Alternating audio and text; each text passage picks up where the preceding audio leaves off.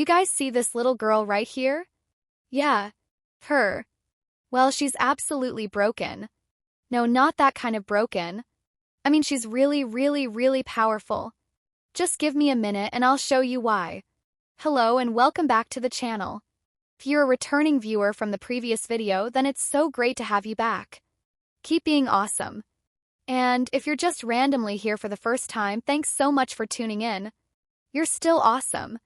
I know it's been quite a minute since my last video, but I've had so much work dealing with recently that I just feel so burnt out. This one's been cooking on the back burner for quite a while now, and I think this is the right time to share it with you.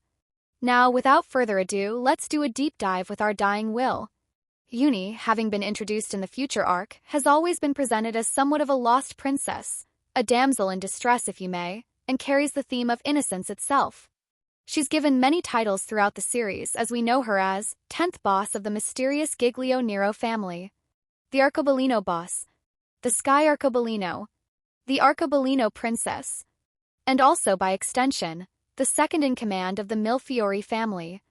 Byakuran even says it himself, as he states that Uni holds considerable authority over the Trinaceti as the Sky Arcobaleno, and further states that she is the key to its power. This is most certainly true since Byakuran's crusade to capture her seems to be one of the main driving forces behind the future arc. Although we never actually see her fighting, nor has she ever been capable of defending herself other than this time right here, she is still powerful in her own right and has some serious abilities when you get down to the nitty-gritty of it all. Uni seems to have some strange but very vague abilities that are never really fleshed out in their entirety, which sorta helps to cast some questions on what exactly she can from what she can't do. Uni is said to come from a lineage of shamans and thus has the innate ability to predict future events. This ability seemed to have a bit more potency within her grandmother, Luce, as her character bio explicitly gives her the title of shaman.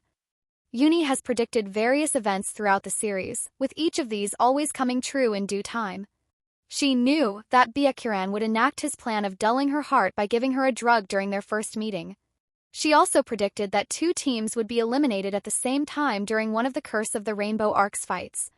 The ability of precognition seems to tie into other things that she can do, whereas she is said to be able to read people's hearts and know their true feelings.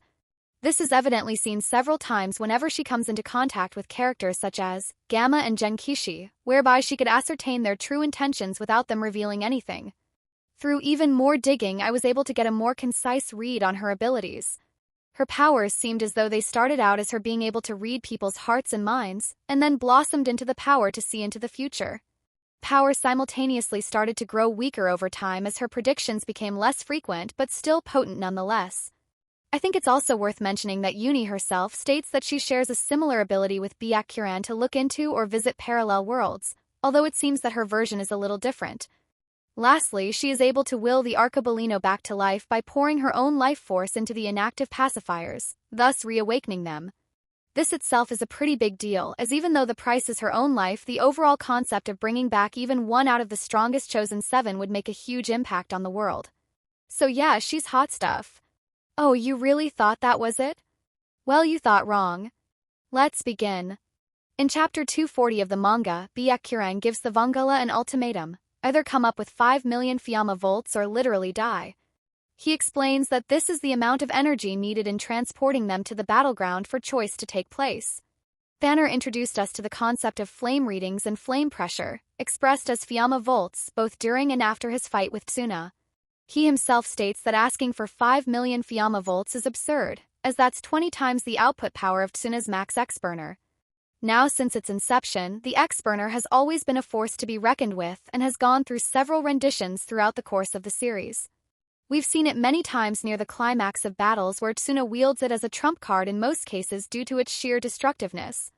The fact that Spanner puts 5 million Fiamma volts as 20 times that of a full-powered X-burner would therefore mean that an X-burner at this point in the series would measure around 250,000 Fiamma volts. In my opinion, the flame ring teleportation system works irrespective of the total number of persons being transferred or even the size of an object like Muron base. The reason I say this is because Byakuran emphasizes on how the machine eats up a ridiculous amount of energy to function and tells the Vangala that their flames are what's needed, and furthermore stating that they should have brought along the missing guardians. Remember, there was a total of 19 persons transported, also taking into account Squalo and Dino sneaking in at the last second. With this in mind, my point is that the machine functions on flames from a collective standpoint instead of individually. So I don't think it would be fair to say that you'd have to divide 5 million by 19 to get how much the system supposedly requires from each person. In hindsight, the flame ring teleportation system works close to a set threshold of 5 million Fiamma volts, irrespective of how many people or the size of the object being transported. Now to the title of the video.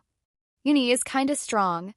In Chapter 253, Uni makes her true debut, not as Byakuran's lifeless puppet but as a free woman or girl or whatever. She speaks fervently and is now full of life. Using her position as second in command of the Millefiori, she invalidates Byakuran's choice gambit for the Vongala rings and further confirms that there was a past agreement between Shoichi and Byakuran in having a choice rematch. Byakuran is not only bewildered but furious, though he hides it with that devilish smile as usual. Tuna, on the other hand, is flustered and just can't seem to hold it down. Eventually, they decide to protect Uni and everyone has their brief skirmish. Wait a minute. I need to ask a very, very important question. How did Uni even get here? She herself confirmed and stated that the choice arena is located on an undiscovered secret island that Byakuran found using his ability. Furthermore, she states that it's located very far away. Now I'd like to think that Uni got on a boat and docked at the island or even jumped in at the last second when Byakuran and the funeral wreaths made their leap. But I'd also like to think about the possibility that Uni was able to use the flame ring teleportation system of her own accord, and also of her own power. Earlier we had brushed over how Uni has the ability to will the fallen Arcobaleno back to life.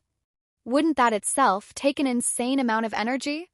Well, I for one would like to at least think so. Just a quick tangent here, but remember that Checkerface had mentioned that he and Uni are of the same species. At the climax of the Curse of the Rainbow arc, he revealed himself to the cast and explained that he and Uni's ancestor, Sepira, were of a species that inhabited Earth before humans did, and as such they have the innate ability to expel way more dying will flames than any other human would be able to. He literally flexed on Suna and the rest by stating that, to me, it's as easy as breathing. So with this evidence, do you think Uni would be able to produce the required 5 million Fiamma volts all on her own? Well, I think she most certainly could. There lies one problem though. Someone would have to operate it and set it up on the other end for it to zero in on her. Okay, bear with me here. During the scene where Byakuran asks for the 5 million volts, the Vongala charge up at the last minute and the machine envelopes the group in a wave of light. Now who does the scene pan over to during this? It's Gamma, Nosaru and Tazaru hidden under hooded cloaks in what seems to be a location in Namimori due to the fact that they are able to see the light from the warp. What if Uni regained her sense of self before the choice battle, then contacted her subordinates and gave orders to help her make that entrance?